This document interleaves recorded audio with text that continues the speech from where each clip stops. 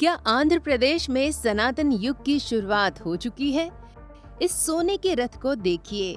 इसकी कीमत 11 करोड़ रुपए की है और ये आंध्र प्रदेश के श्री सैलम के भगवान शिव के पवित्रतम ज्योतिर्लिंग मल्लिकार्जुन स्वामी और मां पार्वती की स्वरूप भ्रामराम्बिका देवी को समर्पित किया गया है। कहा जा रहा है कि भगवान शिव और मां भ्रामराम्बिका देवी की कृपा चंद्रबाबू नायडू की पार्टी पर कुछ ऐसी बरसी कि भगवान शिव और मां पार्वती ने उन्हें आंध्र प्रदेश के चुनाव में बम्पर जीत दिलवा दी और चंद्रबाबू नायडू आंध्र के मुख्यमंत्री बन गए।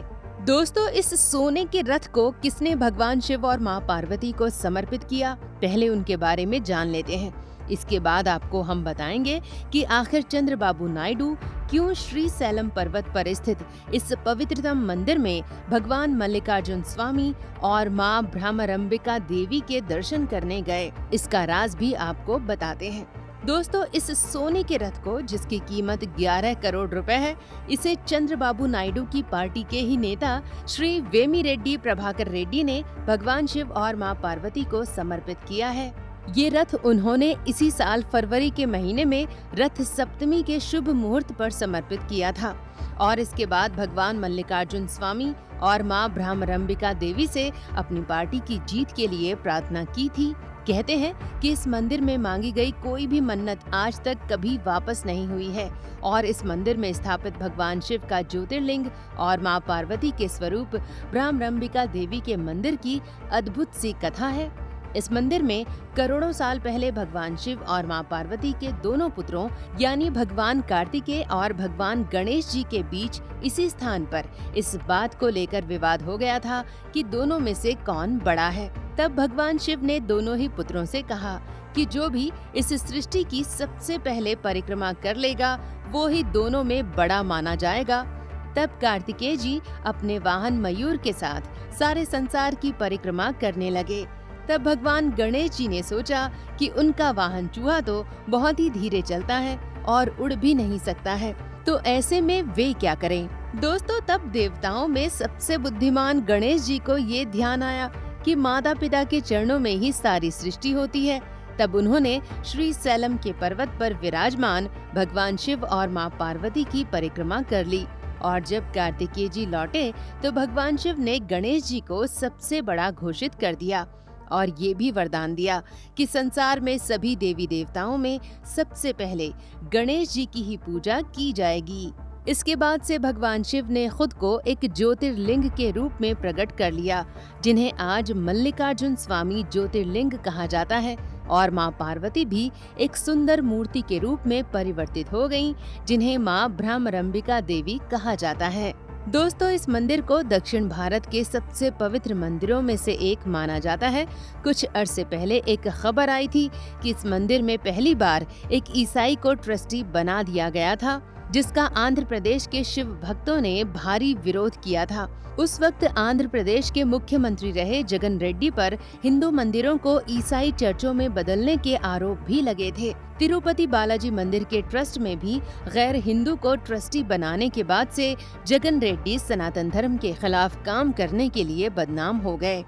इसके अलावा श्री सैलम मंदिर के प्रसाद में हड्डियों के मिलने की घटना ने पूरे आंध्र प्रदेश की हिंदू जनता को झकझोर कर रख दिया था। दोस्तों, ऐसे समय में विपक्ष में रहे चंद्रबाबू नायडू की पार्टी ने जब श्री सैलम और तिरुपति बालाजी के ट्रस्टों में ईसाइयों को ट्रस्टी बनाने का विरोध किया था, तब चंद्रबाबू नायडू को भ्रष्टाचार के आरोप में जगन रेड्डी ने जेल भेज दिया था। कहा जाता है कि उस समय जेल में भी चंद्रबाबू नायडू को भगवान मल्लिकार्जुन और मां भ्रामराम्बिका देवी के मंदिर को ईसाइयों से मुक्त कराने की प्रेरणा मिली थी। चंद्रबाबू नायडू की इस प्रेरणा को उन्हीं की पार्टी के नेता वेमिरेड्डी प्रभाकर रेड्डी ने धीरे धीरे संकल्प से सिद्धि के रूप में बदलने का कार्य शुरू किया और सबसे पहले भगवान शिव और मां पार्वती के चरणों में 11 करोड़ का सोने का ये रथ समर्पित किया। इसके बाद से तेलुगु देशम पार्टी, जिसके जीतने की संभावना बहुत ही कम थी, अचानक ही दैव योग से आंध्र प्रदेश की जनता के बीच लोकप्रिय होने लगी। वैसे दोस्तों, चंद्रबाबू नायडू को सेकुलर और मुस्लिम तुष्टीकरण वाला नेता माना जाता रहा है, लेकिन जैसे जैसे भगवान मल्लिकार्जुन स्वामी और मां भ्रामरंभिका देवी की कृपा उन पर बरसने लगी, तो पहले वे जेल से बाहर आए और जनता के बीच उनकी लोकप्रियता बढ़ने लगी। वैसे वैसे चंद्रबाबू नायडू को ये एहसास होने लगा कि इस बार अगर वे मुख्यमंत्री बनेंगे तो उनका जीवन सनातन धर्म के लिए समर्पित होगा। ऐसा ही भगवान मल्लिकार्जुन स्वामी और मां भ्रामरंभिका देवी का इशारा है। उनके इस कार्य में सहयोग दिया पवन कल्याण की जनसेना पार्टी ने भी, जो लगातार जगन रेड्डी के द्वारा हिंदू मंदिरों में ईसाइयों को नियुक्त करने का विरोध कर रही थी। दोस्तों, जब लोकसभा चुनाव के साथ साथ आंध्र प्रदेश में विधानसभा चुनाव घोषित हुए, तो पवन कल्याण और चंद्रबाबू नायडू ने हिंदू सनातन धर्म को फिर से स्थापित करने के लिए बीजेपी का दामन थामा, जो पहले से ही प्रधानमंत्री मोदी के नेतृत्व में भारत को एक सनातनी राष्ट्र बनाने के लिए संकल्प लेकर चल रही थी। मोदी, चंद्रबाबू नायडू और पवन कल्याण तीनों भगवान शिव के भी भक्त हैं और भगवान विष्णु के भी। अब ऐसे में आंध्र प्रदेश के विधानसभा चुनावों के दौरान चमत्कार हो गया और चंद्रबाबू नायडू की पार्टी, पवन कल्याण की पार्टी और बीजेपी ने वहां शानदार प्रदर्शन करते हुए जबरदस्त जीत हासिल की। लेकिन दोस्तों, काम अभी पूरा नहीं हुआ था।